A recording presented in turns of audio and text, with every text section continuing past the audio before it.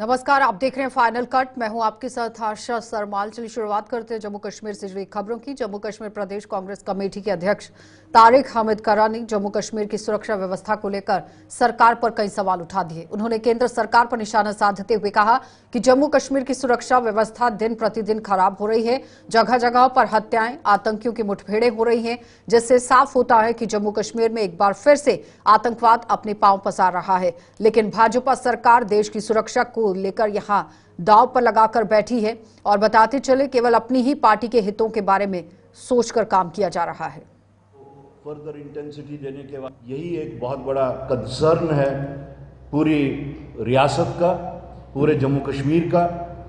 बाकी जहां तक हमारा जो अभियान चल रहा है, जो हमने पूरे जम्मू सूबे में जो चलाया है, हमारी रियासत हमारा हक, उसके तहत भी हम, जैसा हमने पहले कहा था कि we are going to intensify our efforts, और हो सकता है कि हम सड़कों पे भी आ जाएं। तो आज से हम 24 से आज हम सड़कों पे आ रहे हैं। हम अपनी जो डिमांड है for the restoration of statehood, उसको इंटेंसिफाई करने के प्रोग्राम के तहत आज से हम पीसफुल मार्च शुरू कर रहे हैं, जो कि अगले हफ्ते भर चलता रहेगा।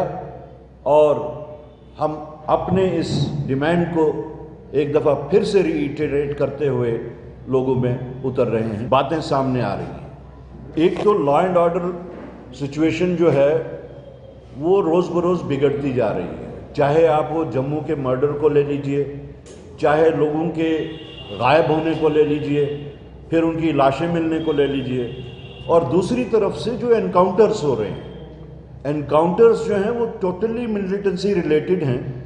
और जहाँ पे गायब होना और उनका फिर लाशें मिलना है, उसमें दोनों चीज़ों की पॉसिबिलिटी है। लेकिन हमारे सामने लॉ एंड ऑर्डर का जो सिचुएशन है वो भी बिगड़ता जा रहा है। स्नैचिंग हो रही है दिन दहाड़े, किलिंग हो रही है, मर्डर्स का जो है, जो अभी पीछे कुछ हफ्ते पहले यहाँ पे ओपनली जिवल चौक में हुआ। इसी तरीके से आप किसी भी ज़िले में ले लीजिए, लॉ एंड ऑर्डर सिचुएशन रोज़ बरोज़ बिगड़ती जा रही है। बावजूद इसके कि लॉ एंड ऑर्डर सिचुएशन बराह रास्त इस वक्त सेंट्रल गवर्नमेंट के हाथों में है। बाकी जहाँ तक मिलिटेंसी का ताल्लुक है वो तो आप देख ही रहे हैं, चाहे कश्मीर में हो और ख़ास तौर से जम्मू का। आहिस्ता आहिस्ता कोई भी सूबा ऐसा, ये ज़िला ऐसा नहीं रहा जहाँ पे मिलिटेंसी रिलेटेड एक्टिविटीज़ नहीं हो रही। क्रिएट किया है या उसको वो फर्दर इंटेंसिटी देने के वास्ते एक झूठ छुपाने के लिए अब वो 100 झूठ उनके ऊपर दारोमदार करते हैं। They have to accept the realities. Ground reality ये है कि सिचुएशन इज़ वेरी ग्रिम।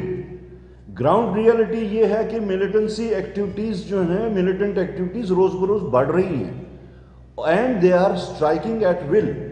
कोई भी ज़िला ले लीजिए, तो जब तक गवर्नमेंट ऑफ इंडिया इन ग्राउंड रियलिटीज़ को ना समझे, बजाय ये जो वो नैरेटिव क्रिएट कर रहे हैं, इसीलिए मैंने कहा कि they should rise above the party interest. वो सिर्फ पार्टी का ये एक जो लिफाफा इस पर लगाने की कोशिश कर रहे हैं कि बीजेपी ने सब कुछ कंट्रोल कर लिया, नेशनल इंटरेस्ट को वो सैक्रिफाइस कर रहे हैं, और जिसके तहत वो उनके खुद का अप्रोच जो है वो गलत है, ताकि दुनिया को वो ये दिखा सके कि बीजेपी ने बहुत बड़ा कमाल किया, जो कि बाकी लोग पीछे नहीं कर सके, वो किया, बिल्कुल किया। वो यहाँ जो भी इलाके जम्मू सूबे के मिलिटेंसी फ्री थे, कमाल उनका यही है कि आज वो मिलिटेंसी से जूझ। तो जम्मू कश्मीर को स्टेट का दर्जा जल्द बहाल करने के लिए प्रदेश कांग्रेस कमेटी ने 6 दिवसीय अभियान की शुरुआत कर दी है। शुरुआत में ही हमारी रियासत हमारा हक के नाम से काम किया गया। ये अभियान 29 मार्च तक जारी रहेगा।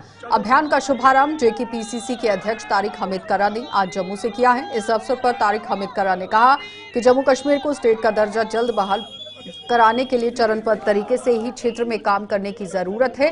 और इसके साथ साथ बताते चलें, कई अन्य स्थानों पर भी इस अभियान के तहत शाम को मार्च निकाला जाएगा, जिसमें कांग्रेस कार्यकर्ताओं के अलावा आम लोग भी शामिल होंगे। कांग्रेस द्वारा जम्मू के तालाब तिल्लू में निकाले गए मार्च में कांग्रेस के पूर्व अध्यक्ष GA मीर, पूर्व मंत्री रमन भल्ला सहित अन्य कांग्रेस नेता शामिल हुए। पहला दिन है जो हम जम्मू कश्मीर के लोगों की जो हक की लड़ाई है उसके वास्ते हम सड़कों पे उतरे।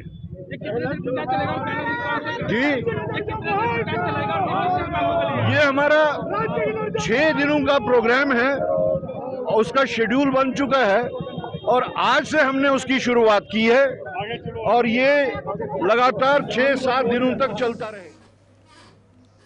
अंतर्राष्ट्रीय मुद्रा कोष यानी IMF के मुताबिक यह 10 सालों में भारत की GDP दोगुनी हुई है। सबसे खास बात यह है कि साल 2015 से 2025 की अवधि में GDP के बढ़ने की स्पीड 105% तक रहने की उम्मीद की जा रही है, जो अमेरिका और चीन जैसी दुनिया की मुख्य इकोनॉमी में यहां मुकाबले में काफी तेज है। और भारतीय अर्थव्यवस्था की इस रफ्तार को लेकर प्रदेश भाजपा द्वारा प्रेस कॉन्फ्रेंस की गई और भारतीय अर्थव्यवस्था को लेकर जारी किए गए आंकड़े से जनता को रूबरू कराया गया। पार्टी के प्रदेश प्रवक्ता गौरव गुप्ता ने कहा कि प्रधानमंत्री नरेंद्र मोदी की नीतियों के साथ चलते यहां आज भारतीय अर्थव्यवस्था प्रथम स्थान के लिए प्रस्थान कर रही है। पिछले 10 सालों में भारत की GDP दोगुनी हुई है।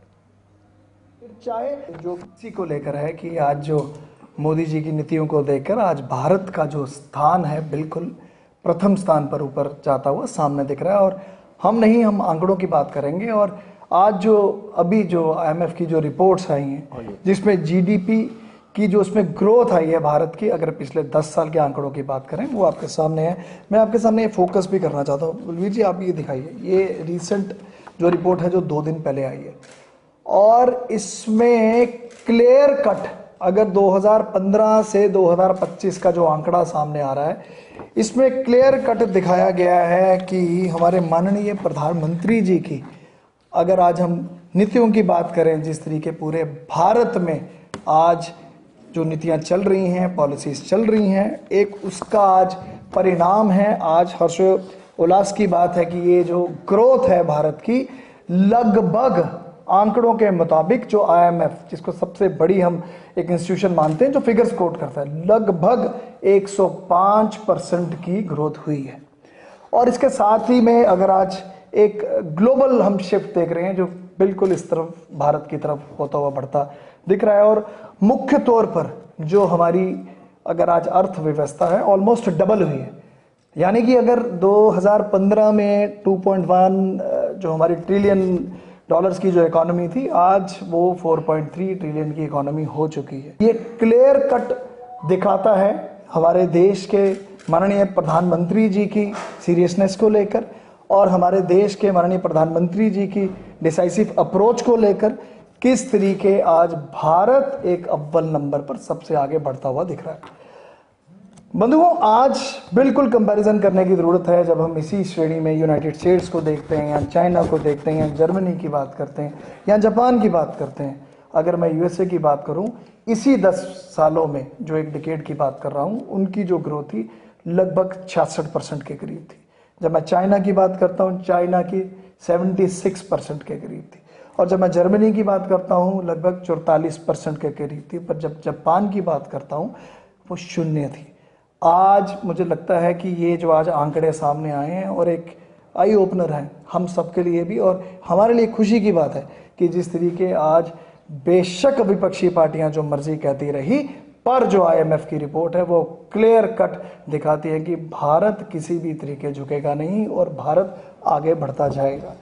और इसी रिपोर्ट में एक और खुलासा किया गया कि बहुत जल्दी ही मानो इसी साल 2025 में भी भारत जो है वो सरपास करेगा जापान को और 2027 में जो आंकड़े सामने आ रहे हैं और 2027 को में ये जर्मनी को भी। चलिए वक्त हो गया एक छोटी सी ब्रेक का, जल्द वापस लौटेंगे, आप बने रहिए हमारे साथ।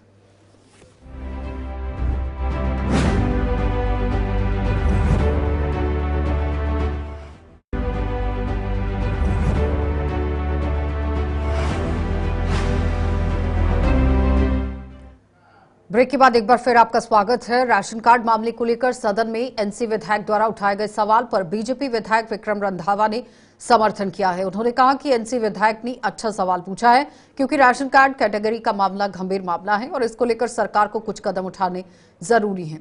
तो बीजेपी विधायक विक्रम रंधावा ने क्या कुछ कहा है वो आपको सुना देते हैं। साहब ने बड़ी बड़ा सही सवाल था उनका कि फर्जीवाड़ा है। एक्चुअली जो बीपीएल होना चाहिए वो लिस्ट में है ही नहीं। कई शाहूकार भी है, कई सरकारी मुलाजिम भी है, तो उस पे सख्ती क्या कर रहे हो? तो मंत्री साहब ने स्पष्ट किया कि उसकी हम इन्वेस्टिगेशन करवा रहे हैं, उसकी रिपोर्ट कार्ड जो है पटवारी तहसीलदार देंगे कि इनकी जो घर है उसकी कितनी वैल्यू है, तो इसको बीपीएल में आना चाहिए कि एपीएल में आना चाहिए।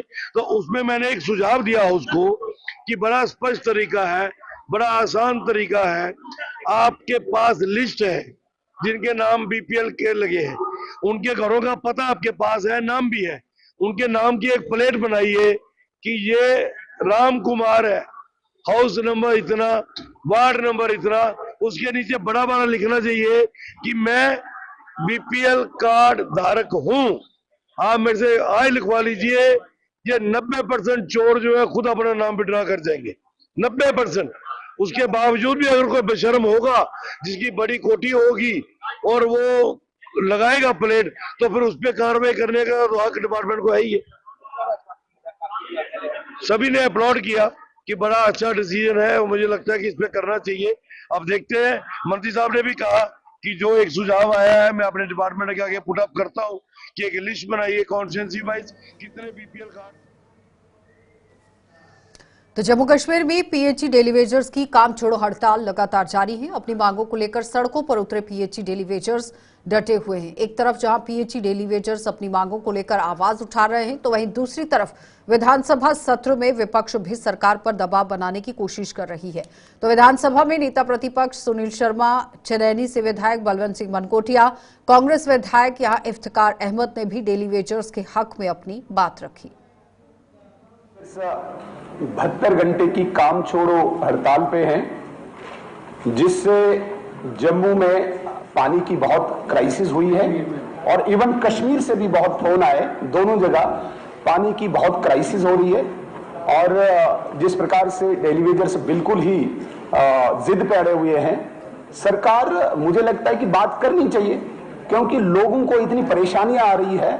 मुझे लगता है कि इस हाउस में यदि आप डायरेक्शन भी पास करेंगे, सरकार उनसे बैठ के बात करे। जो कमेटी बनी है, चलो 6 महीने के बाद क्या रिपोर्ट आती है वो अलग है, लेकिन अभी हम भागे नहीं, क्योंकि एक ऐसा तबका जो डिप्राइव्ड है और जिसकी वजह से इस वक्त पूरे जम्मू कश्मीर में हाहाकार मची है पानी के लिए, इसके लिए मेरी गुजारिश है पूरे हाउस से कि सरकार उनसे बात करे।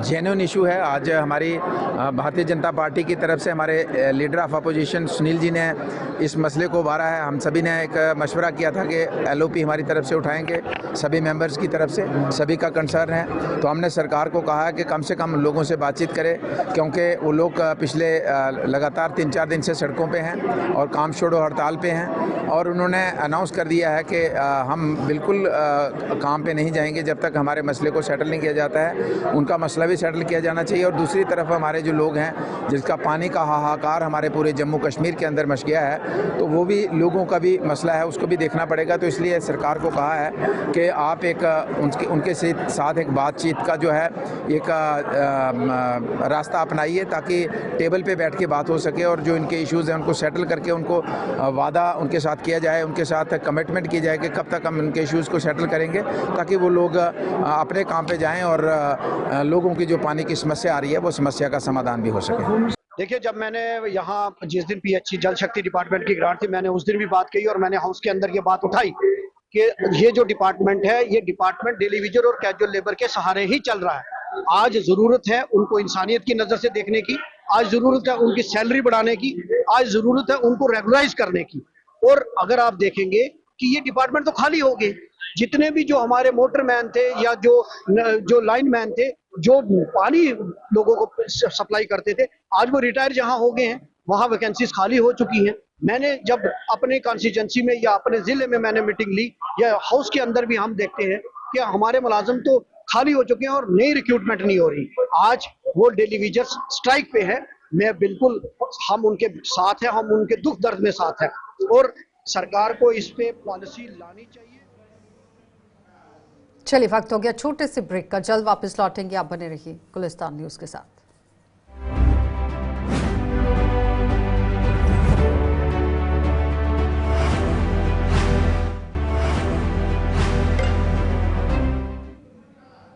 ब्रेक के बाद एक बार फिर आपका स्वागत है। बिश्नाह टीबी दिवस पर ही उपजिला अस्पताल में टीबी के मरीजों को राशन वितरित किया गया। इस मौके पर बिश्नाह के बीएमओ डॉक्टर घनश्याम सिंह ने बताया कि ये एक समय था जब टीबी लाइलाज बीमारी थी, लेकिन अब इस बीमारी का इलाज है।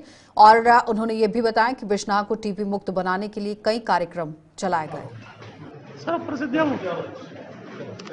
सबको पता है कि आज वर्ल्ड टीबी डे है। एक टाइम ऐसा था कि टीबी का ना कोई डायग्नोसिस था और ना ही इसका ट्रीटमेंट था, लेकिन आज के टाइम में सब कुछ उल्टा है।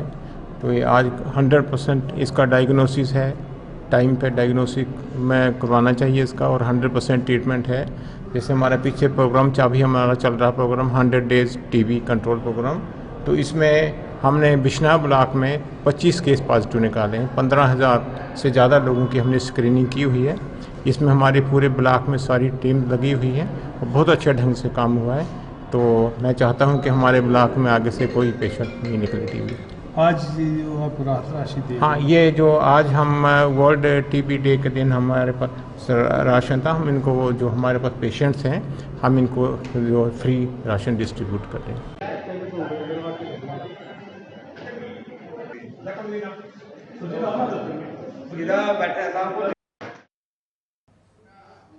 तो जम्मू कश्मीर सरकार ने सब्जी की खेती को बढ़ावा देने के लिए किसानों को नए हाईटेक पॉली हाउस उपलब्ध यहां पर करवाए हैं और करवाने की कोशिश देखिए किस तरह से की जा रही है और जिसका किसान भरपूर लाभ उठा रहे हैं।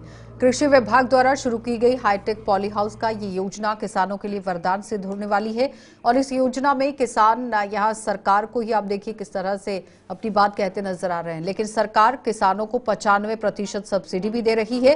हाईटेक पॉली हाउस में नमी नियंत्रण, फॉगर के साथ साथ अब यहाँ फॉगिंग सिस्टम को लेकर भी काम किया जाएगा और साथ ही साथ आप देखिए जो तापमान नियंत्रक और कठोर सर्दियों के लिए हीटिंग सिस्टम जैसी नवीनतम सुविधाएं भी उपलब्ध इसी पॉली हाउस में कराई जाएंगी। मेरा नाम सुनैना है। इसका मैं यही बोलूँगी कि ये बहुत फ़ायदेमंद है हमारे लिए।